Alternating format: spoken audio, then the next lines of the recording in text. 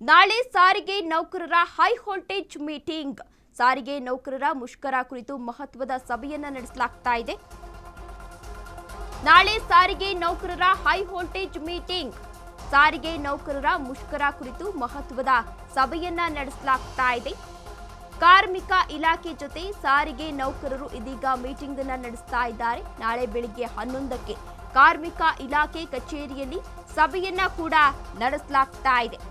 Climax ಹಂತವನ್ನ ತಲುಪಿದೆ. ಈಗಾಗಲೇ ನೌಕರರ ಹೋರಾಟ, ನೌಕರರ ಮನವೊಲಿಕೆಗೆ ಮುಂದಾದ ಕಾರ್ಮಿಕ ಇಲಾಖೆ ಇದೀಗ ಮನವೊಲಿಕೆಗೆ ಮುಂದಾಗಿದೆ.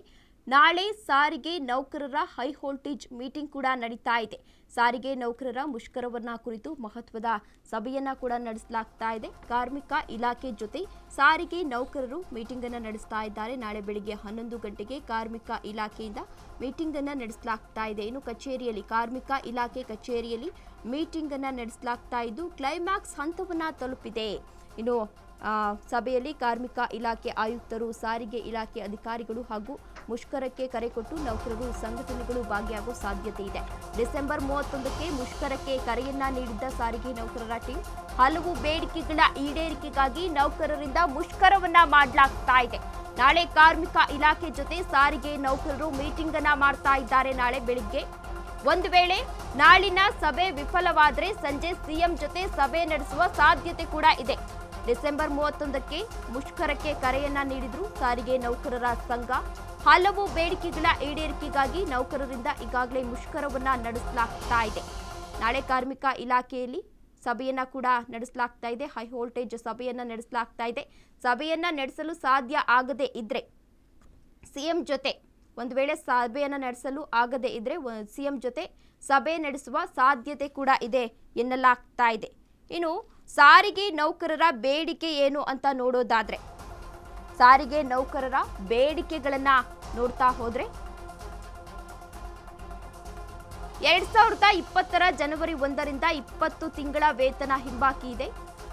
ಜನವರಿ 2024ರಿಂದ ಹೊಸ ವೇತನ ಪರಿಷ್ಕರಣೆಯನ್ನ ಮಾಡಬೇಕು. ಹೊಸ ವೇತನ ನಿವೃತ್ತ ನೌಕರರಿಗೆ 2024 ಜೂನ್ 27ರ ಸುತ್ತೋಲೆ ಹಣ ಬಿಡುಗಡೆ ಮಾಡಬೇಕು. ಸರ್ಕಾರಿ ನೌಕರರಿಗೆ ಇರುವ ಸರಿಸಮಾನ ವೇತನ ಮತ್ತು ಸೌಲಭ್ಯವನ್ನ ಕಲ್ಪಿಸಬೇಕು. ಸಾರಿಗೆ ಸಂಸ್ಥೆಗಳಲ್ಲಿ ಕಾರ್ಮಿಕ ಸಂಘಟನೆಗಳ ಚುನಾವಣೆಯನ್ನ ನಡೆಸಬೇಕು ಎಂದು ಒತ್ತಾಯ ಮಾಡ್ತಿದ್ದಾರೆ. ಇನ್ನು ಆರೋಗ್ಯ ಚಿಕಿತ್ಸೆ ಯೋಜನೆಯು 4 ನಿಗಮಗಳಲ್ಲಿ ಜಾರಿಯಾಗಬೇಕು. ಸಾರಿಗೆ ನೌಕರರ ಬೇಡಿಕೆಗಳನ್ನ ನೋಡ್ತಾ ಹೋಗೋದಾದ್ರೆ 2020 ಜನವರಿ 1ರಿಂದ 28 ತಿಂಗಳ ಹಿಂಬಾಕಿಯನ್ನ ಪಾವತಿಸಬೇಕು. ಜನವರಿ 2024ರಿಂದ ಹೊಸ ವೇತನ ಪರಿಷ್ಕರಣೆಯನ್ನ ಮಾಡಬೇಕು. ನಿವೃತ್ತರಾದ ನೌಕರರಿಗೆ 2024ರ ಜೂನ್ 27ರ ಸುತ್ತೋಲೆ ಹಣವನ್ನ ಬಿಡುಗಡೆಯನ್ನ ಮಾಡಬೇಕು ಎಂದು ಒತ್ತಾಯವನ್ನ ಮಾಡ್ತಿದ್ದಾರೆ. ಜೊತೆಗೆ ಸರ್ಕಾರಿ ನೌಕರರಿಗೆ ಇರುವ ಸರಿಸಮಾನ ವೇತನ ಹಾಗೂ ಸೌಲಭ್ಯವನ್ನ ಸರ್ಕಾರದಿಂದ ನೀಡಬೇಕು. ಸಾರಿಗೆ ಸಂಸ್ಥೆಗಳಲ್ಲಿ ತುರ್ತಾಗಿ ಕಾರ್ಮಿಕ ಸಂಘಟನೆಗಳ ಚುನಾವಣೆಗಳನ್ನ ನಡೆಸಬೇಕು. ಆರೋಗ್ಯ ಚಿಕಿತ್ಸೆ ಯೋಜನೆ ಏಕಕಾಲದಲ್ಲಿ 4 ನಿಗಮಗಳಲ್ಲಿ ಜಾರಿಗೆಯನ್ನ ತರಬೇಕು. ಇನ್ನು ನೌಕರರ ಮೇಲೆ ಬ್ರಹ್ಮಾಸ್ತ್ರವನ್ನ ಮಾಡ್ತಾ ಇದ್ದಾರೆ. ನೌಕರರ ಮುಷ್ಕರಕ್ಕೆ ನಿರ್ಬಂಧವನ್ನ ಹಾಕಿದೆ ಬಿಎಂಟಿಸಿ.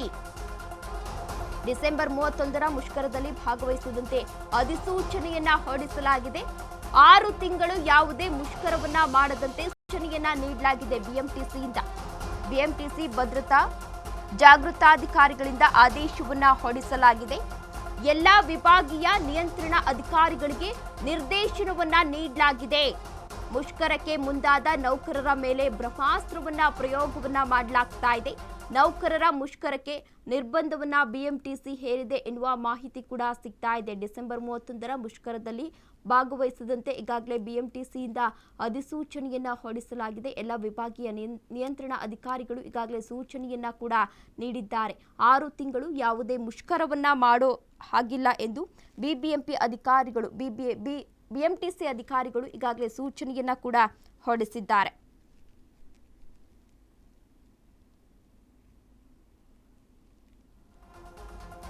ಸದ್ಯ ನೌಕರರ ಮನವೊಲಿಕೆಗೆ ಕಾರ್ಮಿಕ ಇಲಾಖೆ ಕೂಡ ಮುಂದಾಗಿದೆ. ನಾಳಿನ ಸಭೆ ವಿಫಲವಾದರೆ ಸಿಎಂ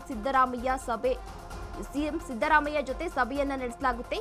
ಸಿಎಂ ಜೊತೆಗಿನ ಸಭೆ ವಿಫಲ ಆದರೆ ನೌಕರರ ಮುಂದಿನ ನಡೆ ಏನು ಎನ್ನುವ ಪ್ರಶ್ನೆ ಕೂಡ ಎದುರಾಗ್ತಾ ಇದೆ. ಸಿಎಂ ಜೊತೆ ಸಭೆ ವಿಫಲ ಆದರೆ ಸಾರಿಗೆ ನೌಕರರಿಂದ ಮುಷ್ಕರ ಸಾಧ್ಯತೆ ಇದೆ. ಸಾರಿಗೆ ನೌಕರರ ಮುಷ್ಕರದಿಂದ ಸಂಕಷ್ಟಕ್ಕೆ ಸಿಲುಕ್ತಾರಾ ಪ್ರಯಾಣಿಕರು ಎನ್ನುವ ಪ್ರಶ್ನೆ ಕೂಡ ಎದುರಾಗ್ತಾ ಇದೆ. ತೀವ್ರ ಕುತೂಹಲವನ್ನ ಮೂಡಿಸ್ತಾ ಇದೆ ಸಾರಿಗೆ ನೌಕರರ ನಡೆ. ಸದ್ಯ ನೌಕರರ ಮನವೊಲಿಕೆಗೆ ಕಾರ್ಮಿಕ ಇಲಾಖೆ ಇದೀಗ ಮುಂದಾಗಿದೆ. ನಾಳಿನ ಸಭೆ ವಿಫಲವಾದರೆ ಸಿಎಂ ಸಿದ್ದರಾಮಯ್ಯ ಜೊತೆ ಸಭೆ ನಡೆಸುವ ಸಾಧ್ಯತೆ ಕೂಡ ಇದೆ. ಸಿಎಂ ಜೊತೆಗಿನ ಸಭೆ ಏನಾದರೂ ವಿಫಲ ಆದರೆ ನೌಕರರ ಮುಂದಿನ ನಡೆ ಏನು ಎನ್ನುವ ಪ್ರಶ್ನೆ ಕೂಡ ಎದುರಾಗ್ತಾ ಇದೆ. ಸಿಎಂ ಜೊತೆ ಸಭೆ ವಿಫಲ ಆದರೆ ಸಾರಿಗೆ ನೌಕರರಿಂದ ಮುಷ್ಕರ ನಡೆಸುವ ಸಾಧ್ಯತೆ ಇದೆ. ಸಾರಿಗೆ ನೌಕರರ ಮುಷ್ಕರದಿಂದ ಸಂಕಷ್ಟಕ್ಕೆ ಸಿಲುಕ್ತಾರಾ ಪ್ರಯಾಣಿಕರು ಎನ್ನುವ ಪ್ರಶ್ನೆ ಕೂಡ ಎದುರಾಗ್ತಾ ಇದೆ.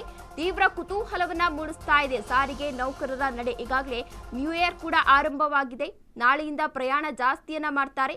ಇವರೇನಾದ್ರೂ ಮುಷ್ಕರವನ್ನ ಮಾಡಿದ್ರೆ ಪ್ರಯಾಣಿಕರಿಗೆ ತೊಂದರೆಯಾಗುತ್ತಾ ಎನ್ನುವ ಪ್ರಶ್ನೆ ಕೂಡ ಇಲ್ಲಿ ಎದುರಾಗ್ತಾ ಇದೆ. ಸಾರಿಗೆ ನೌಕರರು ಒಂದು ಮೀಟಿಂಗ್ ಅನ್ನ ಕೂಡ ಮಾಡಿಸ್ತಾ ಇದ್ದಾರೆ. ತೀವ್ರ ಕುತೂಹಲವನ್ನ ಮೂಡಿಸ್ತಾ ಇದೆ ಸಾರಿಗೆ ನೌಕರರ ನಡೆ.